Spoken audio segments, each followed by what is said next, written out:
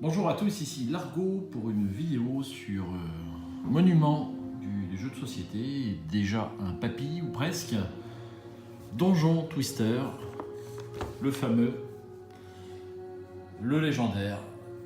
Je voulais faire une vidéo sur la série des Donjon Twister parce que c'est un jeu qui m'a beaucoup marqué. Et malheureusement, c'est un jeu qui a trop vite disparu des rayons. On le trouve quasiment plus en boutique. Enfin, ça fait un bout de temps que je ne l'ai pas vu. Au moins 10 ans. Donc c'est un jeu qui est sorti en 2004 pour la boîte de base, qui est celle-ci. Et c'est un jeu de Christophe Bollinger, donc qui est surtout connu pour ce jeu-là. Il en a fait quelques autres. Mais son grand jeu, Archipelagos notamment, qui a peut-être pas eu le succès mérité en ce qui le concerne, mais son jeu le plus connu c'est Donjon Twister, et depuis malheureusement on n'a pas eu de tel 8.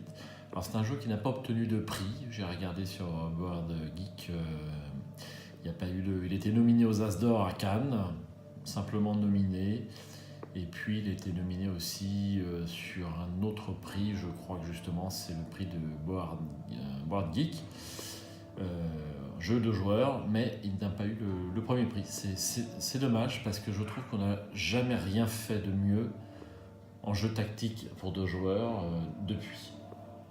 Ni plus ni moins, et c'est toujours d'actualité. Alors, cette vidéo sera très courte, un petit quart d'heure, ça nous changera des parties de War Arkham qui font 2h15, j'espère que quelqu'un sera arrivé au bout d'ailleurs. Alors, je vais juste vous situer un petit peu le jeu. Pour ceux qui ne connaissent pas, bien sûr, on a peut-être des quadras qui connaissent bien ce jeu. Donc c'est un jeu où on prend une équipe de personnages dans un monde d'heroic fantasy, et cette équipe de personnages est introduite dans un labyrinthe et doit, pour sortir, traverser tout le plateau de jeu pour arriver de l'autre côté, et l'équipe adverse doit faire de même. Donc tous les personnages sont différents et tous ont un pouvoir différent. Le jeu qui se rapproche le plus de ce jeu, enfin le jeu classique qui se rapproche le plus de Donjon Twister, ce sont les échecs quand même, de mon point de vue, mais en beaucoup plus rigolo bien sûr. Il n'y a aucun hasard dans ce jeu, il n'y a ni dés, ni pioche, ni rien. Il n'y a pas du tout de hasard. Donc au début du jeu, on met le plateau comme ça, avec des tuiles qui sont comme ceci retournées, et puis on va sur certaines actions pouvoir retourner la tuile. Donc ça c'est le petit écran de jeu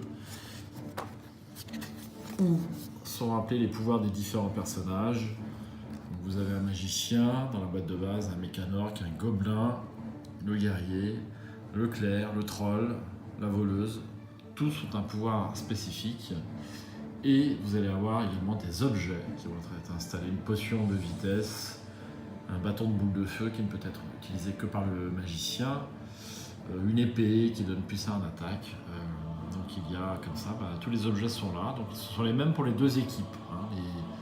C'est un match miroir en quelque sorte. Mais la position initiale des personnages ne va pas être la même, puisque en cachet, chaque joueur va placer ses personnages sur le plateau de jeu. Donc lorsqu'on retourne une tuile, eh bien on arrive à ceci. Donc les personnages se déplacent sur les cases. Donc vous voyez, vous avez des grilles que le guerrier peut percer à l'aide d'une action. Vous avez des fosses, et vous avez surtout ce qui donne son nom au jeu, le mécanisme de twist. Donc les salles vont par 2. Je vais chercher l'autre tuile verte qui est ici. Les tuiles vont par 2, et sur ces 2 tuiles, vous avez un mécanisme de twist. Et un personnage qui va se situer sur cette tuile va pouvoir faire tourner les salles pour une action d'un quart de tour. Les 2 salles, dans le sens indiqué, ou dans le sens inverse pour le mécanorque. Donc toutes les tuiles vont par 2 comme ceci, et on en pose 8 tuiles, voilà, et on met de chaque côté des personnages. Un petit mot sur les personnages. Donc les personnages sont représentés comme ça par ça aurait pu être des figurines, là c'est un petit peu moins cher. Donc ce personnage a 3 en force et 2 en capacité de mouvement. Et il a un petit pouvoir qui est de twister les salles dans le sens qu'il veut. Voilà. Là, vous avez un personnage de promotion, l'elfe des bois, 6 de déplacement, de l'attaque. Donc le jeu est vraiment très tactique. Alors j'avais à l'époque mis, on va ouvrir cette boîte. Alors comment ça s'ouvre? Cette boîte, j'avais mis ça parce que le rangement n'était pas très commode. Donc vous avez les petits pions personnages. Normalement on met ces petits pions lorsque le personnage est blessé, mais finalement tous les joueurs, enfin tous ceux qui ont beaucoup joué, jouent uniquement avec ces pions qui sont plus manipulables que les figurines en fait, puisque lorsque le personnage est blessé, eh bien, on le retourne comme ça et c'est beaucoup plus commode. Pion grille percée. La partie s'arrête au premier joueur qui a 5 points de victoire lorsque vous tuez un personnage adverse ou lorsque vous faites sortir un personnage adverse de l'autre côté du plateau de jeu, vous avez droit à 1 point. Voilà, donc les mêmes en bleu. Ça, c'est Donjon Twister, c'était la première boîte. Je vais vous présenter brièvement les autres boîtes. C'est un jeu vraiment, si vous tombez dessus en boutique, je vous recommande de l'essayer. Donc ça, ce sont les cartes combat. Donc il n'y a pas de hasard, mais il y a un petit peu de bluff. Lorsque vous faites un combat, vous choisissez en face cachée l'une de ces cartes, qui sont en nombre limité. Une fois que vous les avez utilisées, vous ne pouvez plus les réutiliser. Donc il faut les utiliser à bon escient, il faut parfois bluffer l'adversaire. Donc ça, ce sont les cartes combat. Voilà. Il n'a pas pris une ride ce jeu, mais j'ai pas souvent malheureusement l'occasion de jouer.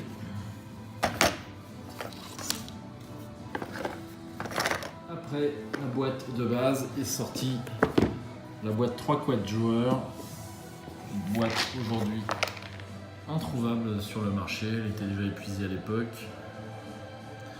Donc avec cette équipe-là, vous pouvez jouer à 3-4 joueurs. C'est les mêmes personnages, mais vous avez deux couleurs de plus et vous jouez à tour de rôle. Les 4 joueurs jouent à tour de rôle par équipe de 2. Très intéressant aussi. Ensuite, on a eu la première vraie extension, c'est Paladin et Dragon. Donc, Paladin et Dragon a apporté son lot de nouveaux personnages, notamment un beau dragon rouge, un robot qui pouvait casser les murs, une épée anti-dragon, un anneau de téléportation. Ici, vous avez le bouclier anti-feu qui permet de résister au souffle du dragon. Et c'est à ce jour la seule extension qui a été adaptée de façon informatique. Vous pouvez jouer gratuitement sur Board Game, mais c'est la seule qui a été adaptée de façon informatique. Je vous recommande d'y jouer. Je range un petit peu ce qu'il y a là-dedans. Vous voyez, vous avez une salle pentacle. Particularité de cette extension, quand vous aviez un personnage situé sur cette case sans aucun autre personnage, eh bien vous aviez un point de victoire tant que cet état durait. Vous avez une petite particularité. Il me semble qu'il y avait des fontaines de jouvence aussi dans cette extension qui vous permettaient de récupérer. Là, j'ai une boîte qui est un petit peu abîmée par le toutou, c'est malheureux. On n'a pas touché au pion malheureusement. Ensuite, après l'extension numéro 2, vous avez eu l'eau et le feu, donc qui apportait des salles avec des fleuves, enfin avec des rivières et des rivières de lave, hein, ainsi que à chaque fois son lot de nouveaux personnages et d'objets. L'eau et le feu, très belle extension. Ensuite, on a eu Puissance des ténèbres. Vous voyez qu'il y en a eu un certain nombre. Extension numéro 4. Sur cette extension, on a eu, il me semble, un dragon mort-vivant. Et puis, les objets maudits. Là, vous avez le boulet, c'est un objet maudit. Vous perdez, vous pouvez pas vous débarrasser de cet objet. Puis, vous avez des cases dans le noir. Donc, il n'y a pas de ligne de vue, ce type de choses. Ici, au centre de la pièce, vous aviez une épée que vous pouviez prendre sur la statue. Chaque boîte a vraiment apporté son lot de nouveautés et de renouvellement. Et ce qui est sympa, c'est que vous pouvez bien sûr mélanger toutes les boîtes pour faire vos parties. Donc il y a différents modes de jeu. Vous pouvez jouer en équipe miroir ou alors chacun choisit ses personnages de façon secrète. Et on combat. Donc, ou alors vous pouvez également, chaque joueur à tour de rôle choisit un personnage et les deux joueurs jouent également en équipe miroir. Vous avez eu mercenaire. Donc là on avait un nain, un samouraï et puis encore son lot d'objets. Un assassin, l'armurier, l'arbalétrier qui pouvait tirer à travers les meurtrières. À feu et à sang, extension numéro 6. Qu'est-ce qu'on avait sur cette extension? Je me souviens plus bien, je vais regarder. Alors, on avait quoi? On avait encore des nouvelles salles, ça c'est courant. On avait quand même des salles super jolies.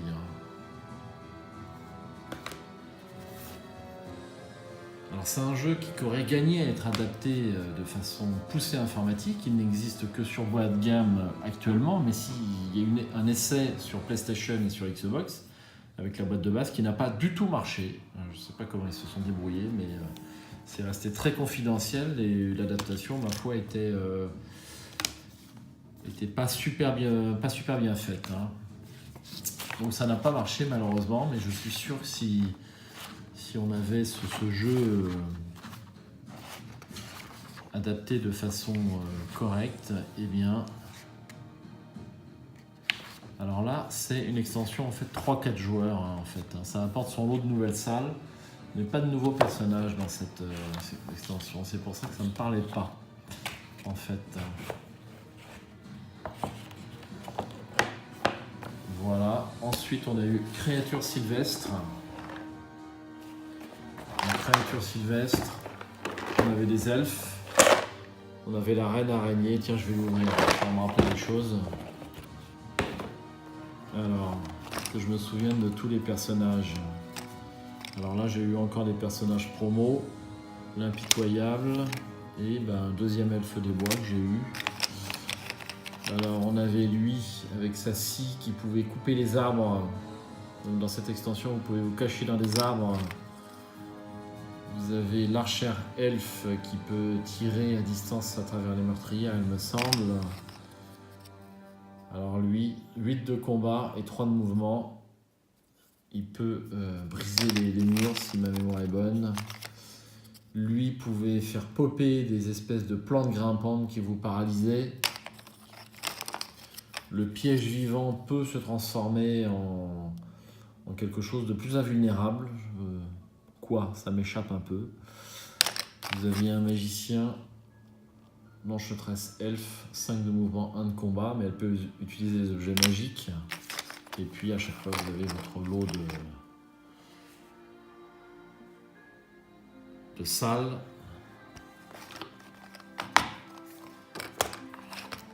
Ça, c'était un petit peu mieux comme système pour les pions. Ça rentrait dans la boîte, alors que les autres rentrent pas tellement dans les boîtes. Ça, c'est pour l'anecdote. Voilà, ça c'était Créature Sylvestre. Alors, il y a des plantes grimpantes qui vous permet, le druide ici, vous pouvez vous faire apparaître des plantes grimpantes qui permettent d'escalader les crevasses. Que de souvenirs sur ce jeu, c'est vraiment un super jeu. Alors pour l'anecdote, j'ai appris à jouer à l'actuel champion de France, Monsieur Arnaud. Ils ont apprécié le jeu parce qu'ils y jouent toujours. Ils y jouent toujours et de façon assidue 10 ans après. Il y a toujours une communauté qui existe, même si c'est un petit peu dissipé parce que le jeu est moins vendu. Enfin, il est vendu sur le marché de l'occasion. Ici, vous avez toutes les extensions. Et j'ai appris à jouer au champion de France ainsi que quelques joueurs qui sont dans le top 5. Enfin, le top 5, il n'y a pas de championnat niveau national. Puis c'est pour l'anecdote, c'est pas pour me vanter. Mais ils ont bien accroché. Ils l'ont bien accroché. Et les dernières extensions, donc est sortie je crois en 2008, Terre de glace. Terre de glace, avec encore des nouveaux personnages. Alors c'est celle que je connais le moins bien en fait, parce que c'est celle dont je me suis le moins servi, parce que le jeu était encore à l'époque, je dirais pas sur le déclin, mais j'étais passé à autre chose. Je me souviens plus quoi, mais j'étais passé un petit peu à autre chose. Mais j'adore ce jeu. J'aime bien les échecs. Le dragon de glace. Alors lui peut geler les adversaires si ma mémoire est bonne. Et puis bah là vous avez des ponts de glace. Toutes les règles sont cohérentes et se tiennent sur les 8 extensions. On m'a dit qu'une extension pourrait peut-être sortir, à savoir ce sont les joueurs disons, toujours motivés dont je vous parlais à l'instant, qui ont créé une extension sur l'Égypte et qui chercheraient à l'adapter. Potion de vie, un anneau chaotique. Il fait quoi l'anneau chaotique?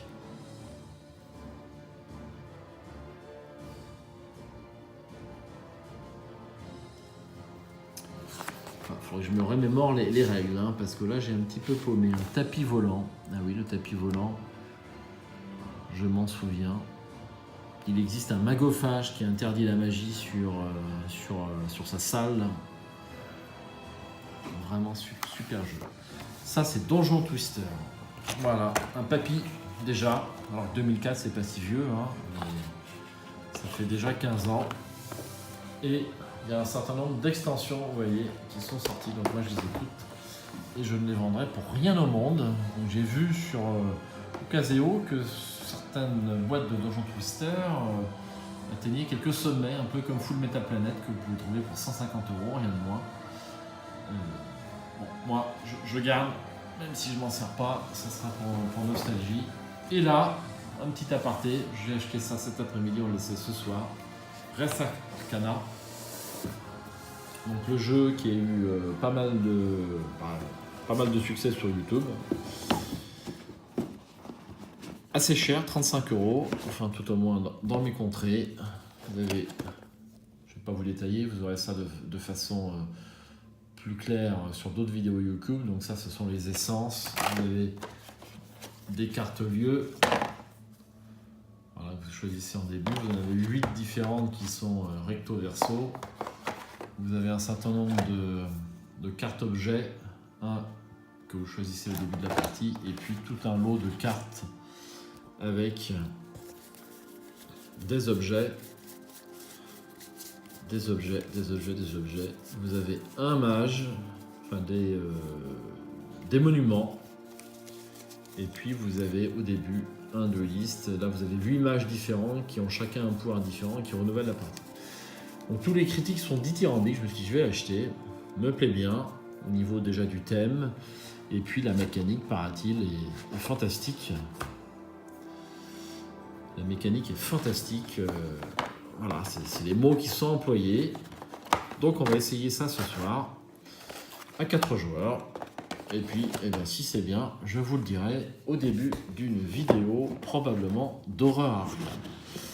Voilà, c'est tout pour aujourd'hui. C'est une vidéo de moins de 15 minutes, donc j'ai fait fort. J'ai beaucoup de mal à faire des petites vidéos. Et je vous dis à bientôt. Je ferai peut-être quelques autres vidéos sur des anciens jeux qui ont bien marché. Si ça intéresse, je vous dis à bientôt et bon jeu!